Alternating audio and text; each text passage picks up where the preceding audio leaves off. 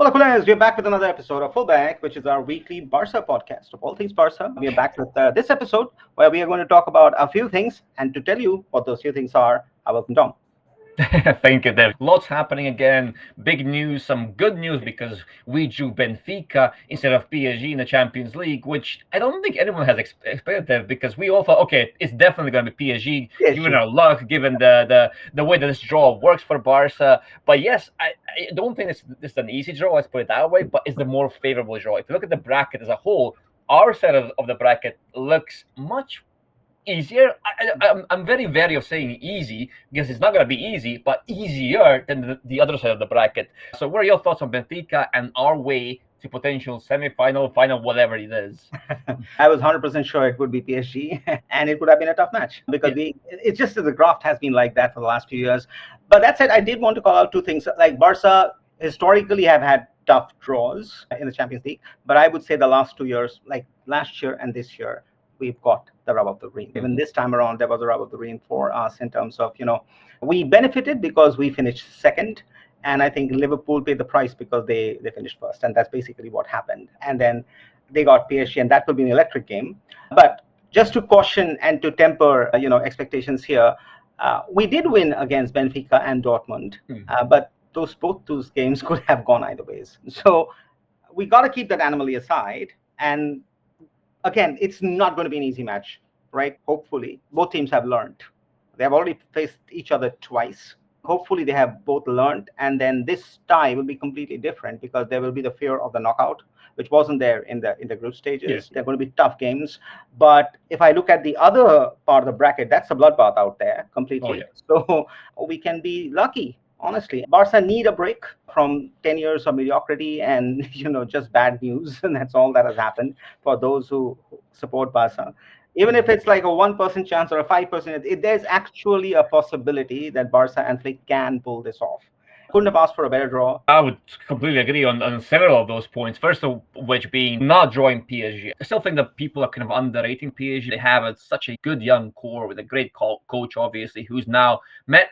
For many people, he's now in the bad books because of what he's been saying, what he's been doing. But yeah, exactly. I mean, you have a great coach. That's the foundation of a good project. And then you have a nice young team, a team full of actually likable players who, Dembele aside, because again, most people don't like Dembele anymore, but he's still a fantastic player, having the best performances of his career probably now at PSG under Luis Enrique. So I think from that perspective, avoiding them, that was a big thing for Barca. Now, obviously, there's still a chance that we meet them in the final if we get there and if they get there. But they do have to get past Liverpool, which will be a cracker of a match. But as you said, all of our potential opponents, so Benfica, Borussia, and Bayern, we've beaten all those teams again. So we know that we can beat them. We know that they bleed.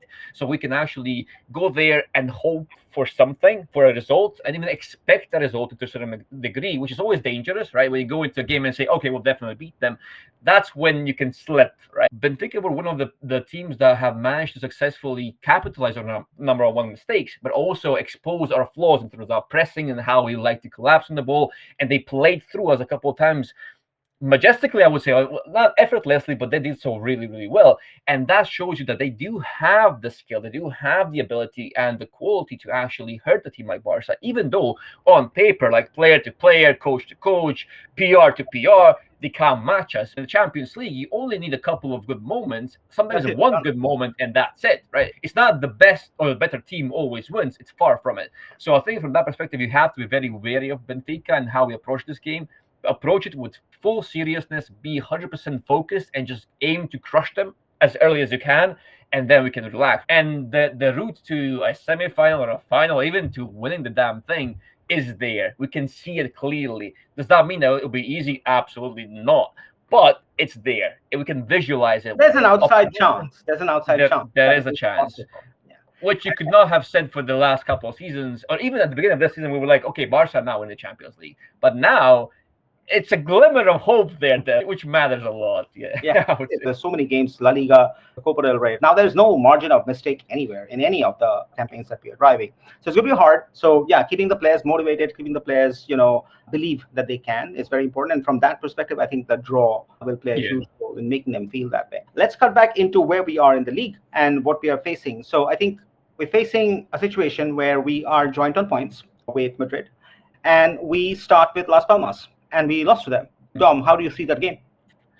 There's no in league. There's just no margin for error either, because especially Madrid, both Madrid teams are so close to us that we can't allow any more mistakes. And these games, the games that you should be winning on paper, you have to win now. So I think if Flick can continue this momentum, that's it. Right? We are in better form, in the best form, I think, in comparing to other direct rivals that we have. So I think this is a game that we should be winning. I think this is the game that we will win. Now, how easy or how difficult it will be depends a lot on us, because see the last game.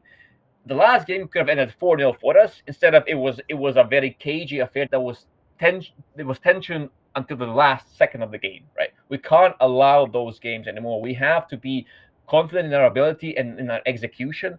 And if that persists, we can beat anyone, like dominate anyone. But if we are showing these signs of shakiness and uncertainty, especially in our finishing and so on, then any team in the Liga can trouble us. Smaller teams can often upset a bigger team because they rise to the occasion so well, especially in the Liga, where you have so many tactical teams and coaches who can prepare well for these games. That's the danger of Barca playing anyone outside of the top three, because you never know how well prepared they might be, and they can be very well prepared there. Las Palmas, Osasuna, Celta. These are tough games, man. These are really tough games, and it's not easy to win these because right now, if they slip, it may be hard to get that chance again. I just want to address the fact that there's like 3 potential finals that we can play with Real Madrid actually this season. So we can only meet Real Madrid in the final of the Champions League. So that's the only way we meet in the Champions League. We have a potential final against Real Madrid in the Copa del Rey if we advance past Real Sociedad and if Real Madrid beat Atletico Madrid. And then in the league, it's obviously not a final per se, but it could be a title-deciding match in May. So title-deciding Clásico in May, again, obviously against Real Madrid. So we have a potential 3 finals with Real Madrid. And so I wanted to hear your thoughts there, because we discussed this. If you have to play Madrid 3, 4, 5 times in a year, even if you are the better team in that very moment, the chance of winning 5 games against Real Madrid on the trot, it's not there. It's already compounded because right now, if you look at the draw, we'll have to play Atleti 3 times. So you play them 3 times, then you play Madrid 3 times. You're playing probably Bayern 2 times in a season. All those other things will condition that, because you will have players who are out injured, or your players who are not at the top of their capacity because they're tired, miles have given in, and so on. So it will be good for the neutrals. It will be good for TV and social media and all of that. But if you ask me, nah, I don't want 5 games. They're never easy. It's just stressful, their game with Real Madrid. So if it happens, it happens for sure. You'll have to play. But given a choice, I don't want that. If we do meet, so let's say worst case scenario, we meet them those 3 times in those 3 finals, is it the league that you want to lose? Because if you play other games well, you can still win. But if you lose a final against Real Madrid, that's it. You lose the title. So it's tricky. I don't want to lose to Madrid in the league, and we value the league title above anything else. Even now, I would say yes. League is over. Champions League, 100%. That's what Barca are historically all about. Yes, the Champions League is always there. That's very prestigious and all that. But for me and for Dev, the league holds so much value.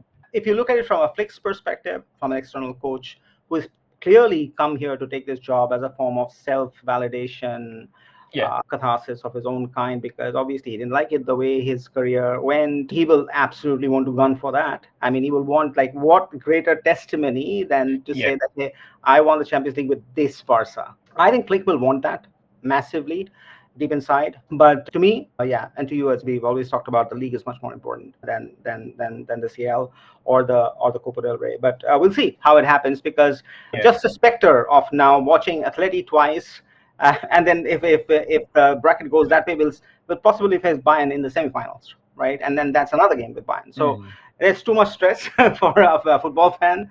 I would reduce it wherever possible. The only team that can stop Madrid when they go on that momentum, that streak, especially in Europe, is Barcelona. And Madrid can switch it on like that. They have such good players of so good quality. And the moment they do, you are 3 goals down, and that's it, end of the game. So Yeah, I will face them once. But enough about Real Madrid. We are here to talk about other Barca things. I do want to touch upon Vitor Roque for a moment here, Dev, because we've been talking about Roque at the beginning of the season and how unfortunate he has been and how hard done by Barca he has been, maybe. And now it seems, at least the reports would suggest, that he might be heading back to Brazil. It's a sad story, I think, and it also goes to show you that the player has quality, right? He has a talent, but the environment, the psychological part, the how you fit the culture, how you adapt to the other culture also plays a part. Because apparently he's also getting divorced from his wife because the wife said that he's changed, right? The Europe has changed his personality or his mindset, whatever. We don't know if that's true or not. I'm not gonna go into that. But again, culture, psychology, and how the things outside of the football pitch affect your performances, your courage, your ambition, all of it. They affect you as a player so much. That's why it's difficult to say, okay, this player will be an absolute fit for the team. This player is a perfect signing for this or that club, because there's so many factors that you just cannot gauge before you actually do the transfer. And that's why top signings, like in elite football, are so difficult to get right. So your thoughts, Dev, on this whole Rocky situation? I love my club and I've always supported it for the last 20, 30 years, whatever. But I think Barca didn't do the right thing. It is their job to understand whether psychologically the player is ready to make the move. If he's not, then don't bring him. He's a kid and he was scoring goals for fun before he made that transfer. Now he has played in Barca, he has played in Betis, have not really seen what they needed to see. So obviously there is something there, right? So let's go with the coaches because they're not all against him. No. But if he didn't have that quality or that capacity, then why did Barca move for him? He could have progressed. He could have actually become better, right? He could have done 3 more seasons there and then got a better transfer in a better club where he was more suited, and his game would have evolved a lot more. Now, for him he had his dream of playing for Barca, that's gone. Europe has become bad memories. Now he'll go back home and he'll try to kickstart his career again. It's just sad for him and the world of football, which is brutal. And I think in this one, our club didn't come along with flying colors. I would agree. Luckily for him, he is very young, so there is still hope that he can restart his career in Brazil and then try again in a couple of years, 2, 3, 4 years, whatever that is. He still has time to do that. Now, is he going to be mentally prepared? Can he mature enough to actually get past this blip? Because he was a big blip, and not just on the pitch, but off the pitch. If the whole reports of his divorce and all that are to be believed, then yes, he's having a rough couple of, not just couple of months, rough year. Yeah. So it's tough for him, for such a young player, to go through all of this. And we do wish him all the best, of course. We always have. Now, the tactical fit and all that can be discussed, but I think this was more psychological and more cultural than that. Yeah. Too young to make those calls and those decisions.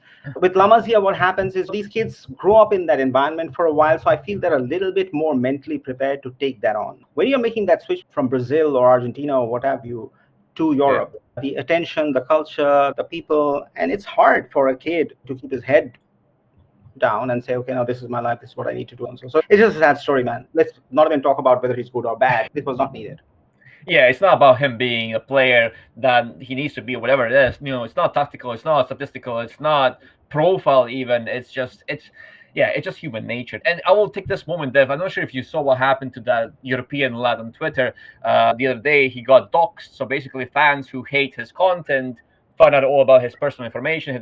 They found his picture, they found pictures of his family, phone numbers of his family, and they revealed it all to the public. And now he's deactivated his profile, and he's gone from Twitter for good, apparently, because he couldn't handle all the toxicity and the hate that was coming his way. We here at BarcaFutbol, we always advocate for kindness. Be kind. Don't take it too far. It's just a game. It's just Twitter. It's just social media. So as to say. That's it, guys. That's it from us. Join us on the match with Las Palmas, and obviously we'll cover the Champions League games and the CDRs that come along. With that said, take care, stay safe, and Barça.